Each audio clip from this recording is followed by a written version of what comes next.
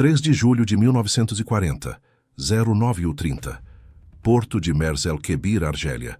O almirante Marcel Bruno Gensoul está no convés do encouraçado Dunkerque. Diante dele, no horizonte, vê algo que jamais imaginou ver. A Royal Navy britânica, seus aliados de 3 semanas atrás, apontando canhões para ele. O capitão Cedric Holland, oficial de ligação britânico, acabou de entregar o ultimato. 4 opções, todas humilhantes, todas inaceitáveis para um oficial naval francês com 40 anos de serviço. Juntar-se aos britânicos e continuar lutando contra a Alemanha. Navegar para Porto Britânico e ser internado. Navegar para Porto Francês no Caribe e ser desmilitarizado. Ou afundar própria frota em 6 horas. Se recusar todas as opções, Force H do almirante James Somerville abrirá fogo. Destruirá toda a frota francesa ancorada em Mers el-Kebir. Gensoul olha para ultimato. Depois para a frota sob seu comando. Encouraçados Dunkerque, Provence, Bretanha, Strasbourg. Contra-torpedeiros. Mais de 300 marinheiros franceses. 3 semanas atrás, França e Grã-Bretanha eram aliados. Lutavam juntos contra a Alemanha nazista. Agora, britânicos ameaçam destruir frota francesa. Por quê? Porque Churchill tem medo. Medo que navios franceses caiam em mãos alemãs. Medo que alterem balanço de poder naval. Medo que percam guerra. Mas Gensoul tem ordens do governo Vichy. Não entregar navios a ninguém. Manter neutralidade. Recusar qualquer ação hostil. E agora tem escolha impossível. Obedecer governo francês e ver frota destruída. Ou desobedecer e ser traidor. O que acontecerá nas próximas 8 horas será uma das maiores tragédias navais da Segunda Guerra Mundial. 1.297 marinheiros franceses morrerão.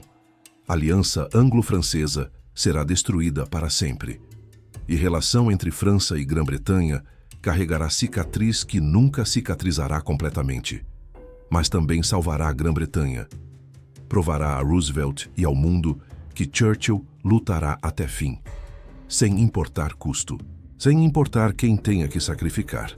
Este é o momento em que dever colidiu com pragmatismo, honra com sobrevivência, e milhares pagaram preço por decisões tomadas em Londres e Bordeaux que ignoraram realidade humana de marinheiros presos no meio.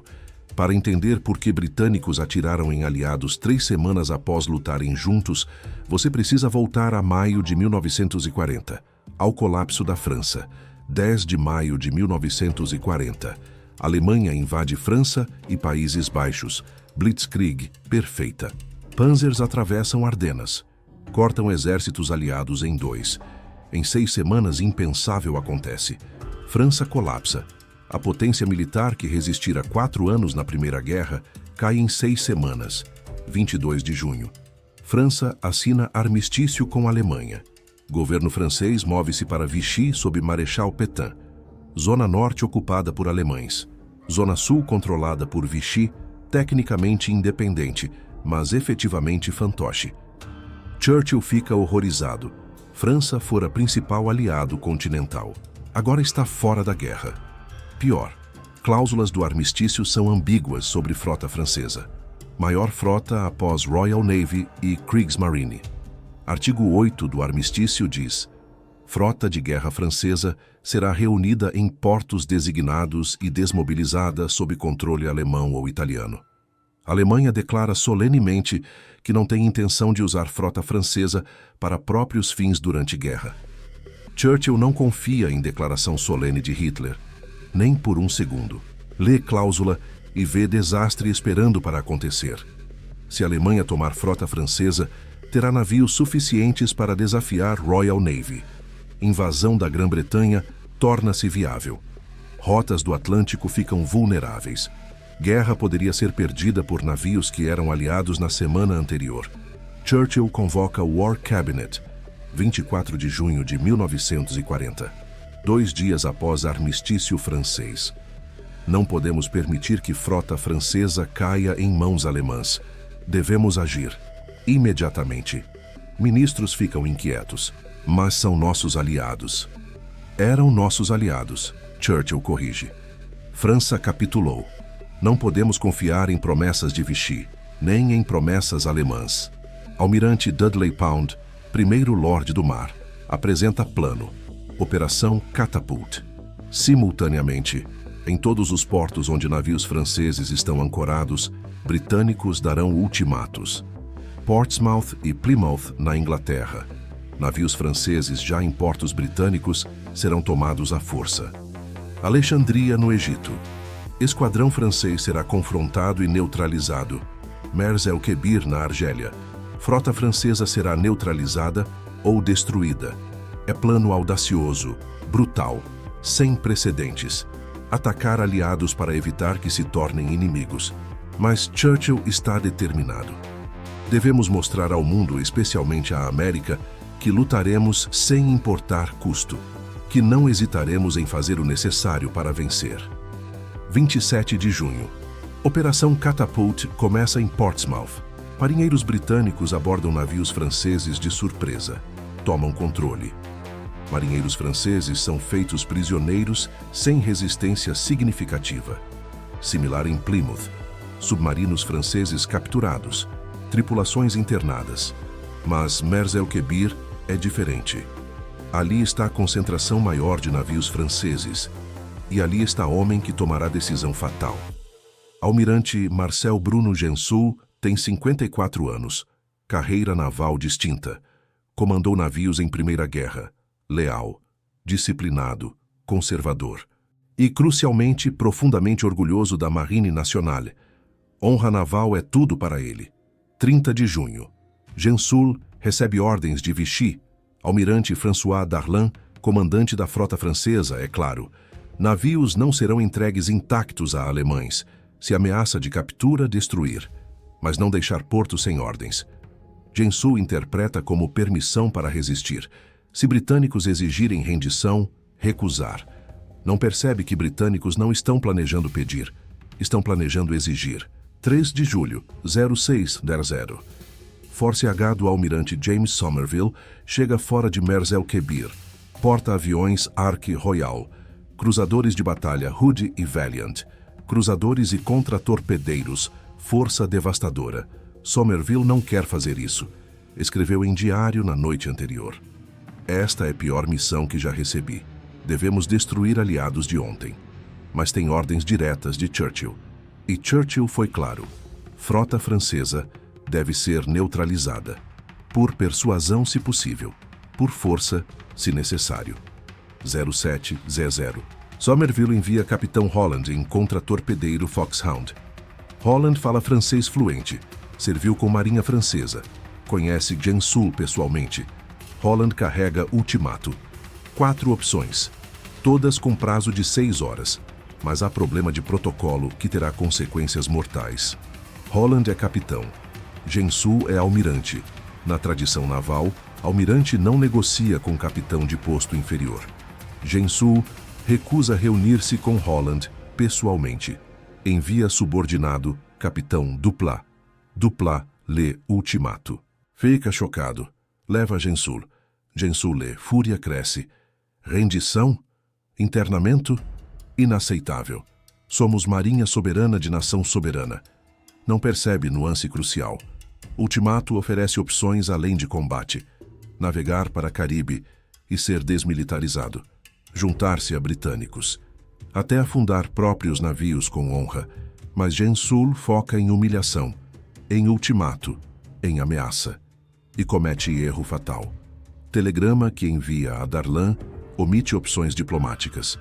Menciona apenas ameaça de destruição. Darlan, lendo o telegrama truncado, responde: navios franceses devem defender-se contra qualquer agressão. É ordem de resistir. E Gensoul interpreta como autorização para recusar ultimato completamente. 10-0. Gensoul finalmente envia resposta formal a Somerville através de Holland. Navios franceses não serão entregues, estão sob ordens de governo legítimo francês. Qualquer uso de força será resistido com força. Holland implora para falar diretamente com Gensoul. Por favor, almirante, há opções. Não precisa ser combate. Gensoul recusa. Não há mais nada a discutir. Retire-se. Somerville recebe resposta.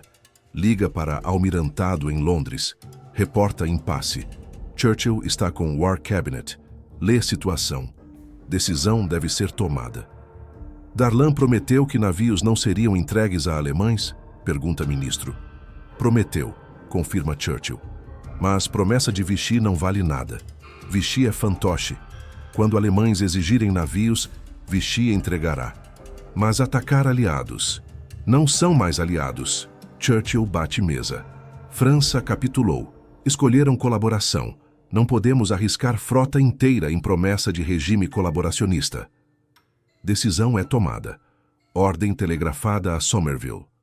Cumprir operação Catapult. Destruir frota francesa se recusar ultimato. Somerville recebe ordem. Sente náusea. Mas é oficial naval. Obedecerá. 14-0. Somerville ordena que Force H se posicione. Canhões de 15 polegadas de Hood Valiant viram em direção a porto. Gensoul vê movimento. Ordena tripulações a postos de combate. Caldeiras acesas. Preparar para sair do porto se necessário.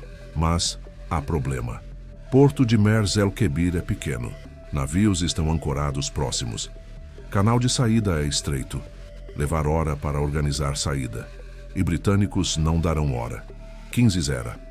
Somerville envia a última mensagem. Se não aceitar termos até 17h30, serei forçado a abrir fogo. Gensoul não responde. 15h30. Darlan finalmente recebe telegrama completo, explicando opções no ultimato. Percebe que Gensoul omitiu informação crucial. Tenta enviar nova ordem. Negocie, mas demora. Burocracia, decodificação, transmissão. Mensagem chegará tarde demais. 16-0. Clima em Mers el-Kebir está tenso ao ponto de quebrar. Marinheiros franceses em postos de combate. Alguns chorando, todos confusos. Vamos atirar em britânicos, nossos aliados. Ordens são ordens. No Dunkerque, Gensoul olha relógio. 90 minutos até o ultimato expirar. Finalmente, às 16h15, concorda em reunir-se com Holland pessoalmente. Tarde demais. Mas tentativa final. Holland é trazido a bordo. Sobe a Dunkerque. Enfrenta Gensoul. Almirante, por favor. Há opções. Navegar para Caribe, ser internado, até juntar-se a nós. Gensoul sacode cabeça. Tenho ordens de Darlan. Navios franceses não deixam porto sem autorização. Não posso desobedecer. Então afunde-os aqui. Com honra, melhor que serem destruídos. Afundar própria frota? Impossível, desonroso. Holland vê que é inútil. Gensoul está preso entre ordens contraditórias. Orgulho, confusão. 17-0. Holland deixa Dunkerque. Retorna a Foxhound. Reporta falha. Somerville não tem escolha. Ordem de Churchill é clara. 17h30. Sem resposta de Gensoul. Prazo expirou. 17h54. Somerville ordena. Abrir fogo. Hood e Valiant disparam salvas massivas. Projéteis de 15 polegadas. 871 quilos cada. Velocidade de 732 metros por segundo. Marinheiros franceses veem flashes no horizonte. Segundos depois, mundo explode. Primeira salva acerta Bretagne. Penetra deck blindado, explode santol de munição. Encouraçado explode numa bola de fogo. Vira em minutos. 977 homens morrem instantaneamente. Provence é atingido múltiplas vezes. Fogo. Encalha em águas rasas para evitar afundar completamente. Dunkerque é atingido. Torre de canhão destruída. Incêndios massivos. Mas permanece flutuante. Strasbourg, mais longe, tem comandante agressivo. Capitão Collinet ordena: sair, agora.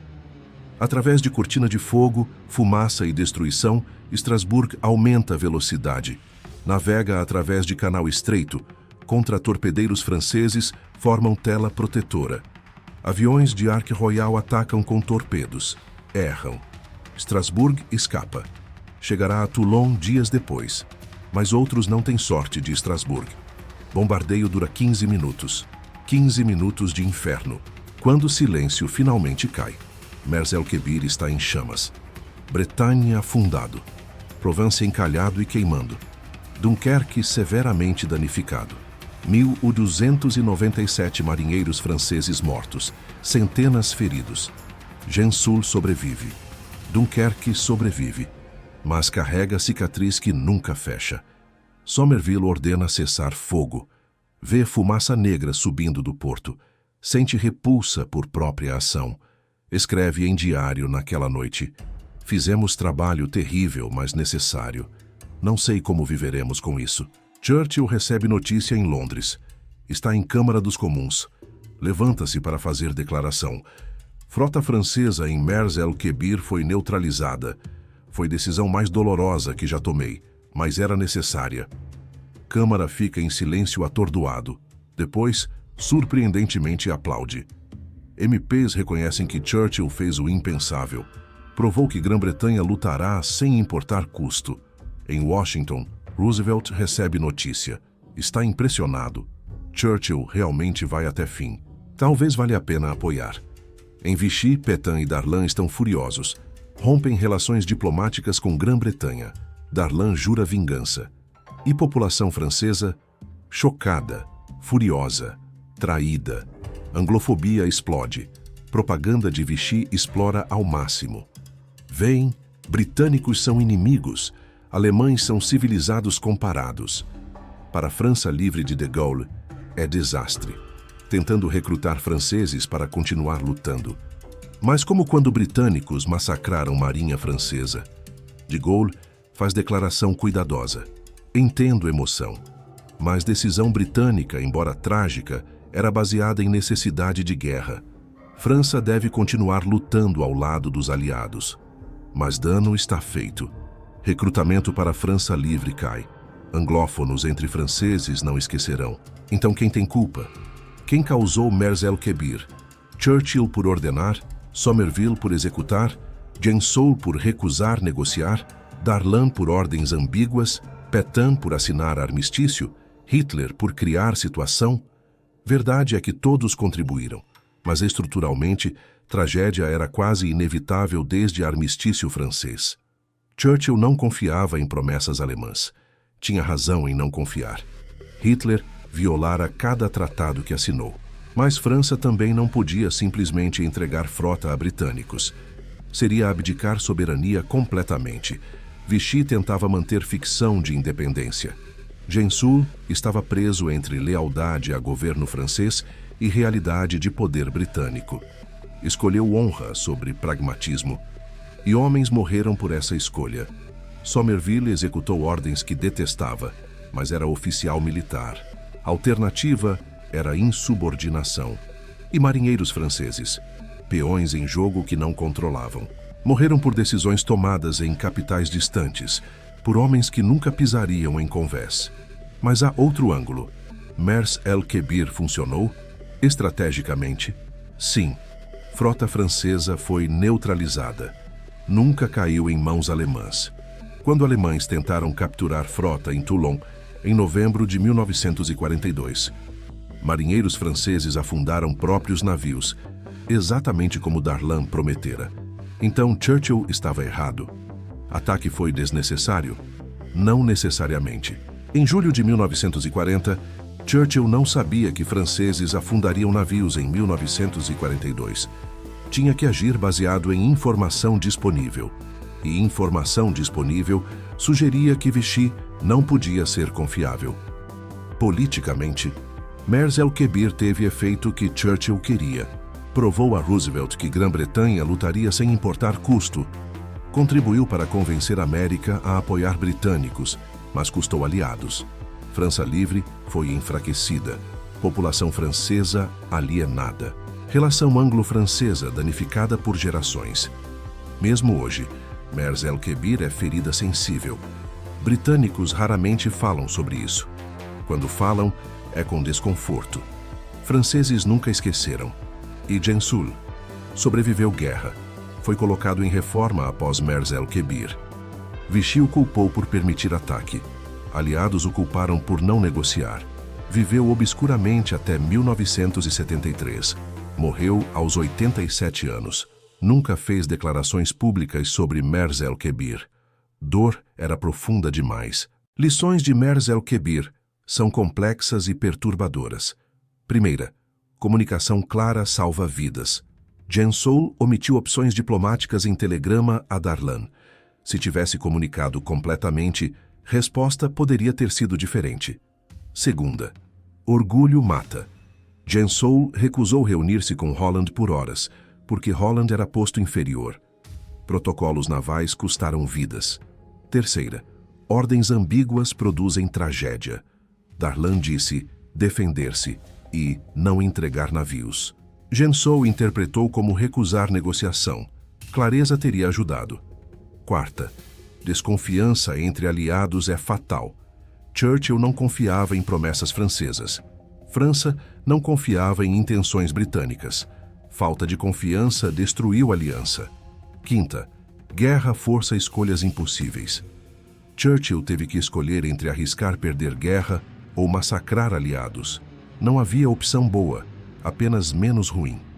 Sexta, consequências são imprevisíveis. Churchill não previu quanto dano Mers el-Kebir faria a relações com França. Ações em guerra reverberam décadas. E, finalmente, lição mais trágica. Soldados e marinheiros pagam preço por decisões de líderes. 1.297 marinheiros franceses não escolheram morrer. Foram mortos por jogo estratégico que não controlavam. A câmera se afasta do porto de Mers el-Kebir. Hoje é porto comercial normal. Alguns destroços ainda estão no fundo. Marcadores lembram onde homens morreram. Turistas raramente visitam. Não é famoso como Normandia ou Dunkerque. É esquecido, inconveniente. Porque Mers el-Kebir não se encaixa em narrativas simples. Não é heroísmo claro, não é vilania óbvia. É zona cinzenta onde dever colidiu com pragmatismo e milhares pagaram preço. 3 de julho de 1940. Dia em que britânicos massacraram aliados. Dia em que decisão impossível foi tomada. Dia em que Churchill provou que faria qualquer coisa para vencer, incluindo coisas que nunca seriam esquecidas ou perdoadas. Gensoul recusou afundar frota. Recusou negociar adequadamente. Manteve honra naval tradicional até fim amargo. Mas não salvou navios. Não salvou homens. Não salvou aliança. Salvou apenas orgulho. E orgulho é consolação frágil quando 1000 homens estão mortos e frota está destruída. Churchill fez cálculo frio. Sacrificar 1000 aliados para mostrar determinação a milhões de aliados potenciais. Funcionou estrategicamente, mas nunca lavou sangue. Somerville executou ordens com profissionalismo e repulsa. Viveu com peso até morte em 1949. Nunca falou publicamente sobre Mers el-Kebir, mas pesava. E marinheiros franceses, esquecidos pela história, vítimas de jogo que não compreendiam, mortos por navios que nunca ameaçariam britânicos, por promessas que nunca seriam quebradas, porque Darlan cumpriu palavra. Quando alemães tentaram tomar frota em 1942, foi afundada, como prometido. Então Mers el-Kebir foi desnecessário. Talvez, provavelmente. Mas Churchill não podia saber em julho de 1940. Tinha que decidir baseado em medo, em desconfiança, em necessidade desesperada de provar que Grã-Bretanha lutaria. E decidiu. E 1000 homens morreram, e navios queimaram, e a aliança quebrou. Foi certo? Foi errado? História não oferece respostas fáceis, apenas fato brutal. Guerra força escolhas que ninguém deveria fazer, e consequências ecoam através de décadas. Mers el-Kebir prova isso, para sempre. Memorial em Porto tem inscrição simples: aos marinheiros franceses mortos em 3 de julho de 1940. Não menciona quem os matou. Não precisa. Todos sabem. E cicatriz permanece. Entre França e Grã-Bretanha. Entre honra e pragmatismo. Entre o que deveria ter acontecido e o que aconteceu. Gensoul recusou afundar frota. E frota foi destruída de qualquer forma. Talvez essa seja a lição final. Às vezes, recusar escolher não salva nada. Apenas garante que escolha será feita violentamente. E violência deixa marcas que diplomacia nunca pode apagar. Mers el-Kebir, 3 de julho de 1940. dia em que aliados se tornaram assassinos. E 1000 homens pagaram preço por desconfiança entre nações. Nunca deveria ter acontecido. Mas aconteceu. E memória queima. Ainda.